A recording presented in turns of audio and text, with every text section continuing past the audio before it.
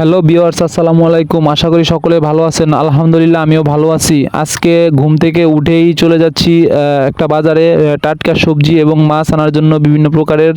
তো অনেক দূরে, প্রায় 9 কিলোমিটার দূরে যাচ্ছি মোটরসাইকেল দিয়ে। শুধু যাচ্ছি এজন্যই যে ওই বাজারে অনেক সুস্বাদু মাছ এবং টাটকা সবজি পাওয়া যায় মাওনা বাজারে। তো এখান থেকে আশা করি অনেক কিছু নিতে পারবো যদি ভালো হয়। তো আমি আর আমার ছোট ভাই যাচ্ছি সেখানে।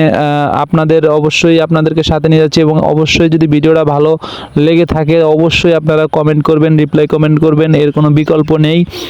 তো কাঁচা বাজার চলে আসলাম, কাঁচা বাজার কিছু নিলাম। নেওয়ার পরে শুধু কাঁচা বাজারগুলো ভালোই টাটকা। তো নেওয়ার পরে মাছ বাজারে চলে আসলাম। মাছ বাজারে অনেক প্রকার মাছ দেখলাম, গুড়া মাছ। তো ভালোই লাগলো, অবশ্যই এখান থেকে মাছ নিব আমি। তো এখান থেকে মাছ নেওয়ার পরে একটু হাঁটতেছি, হেঁটে হেঁটে দেখতেছি আর কি পাওয়া যায়।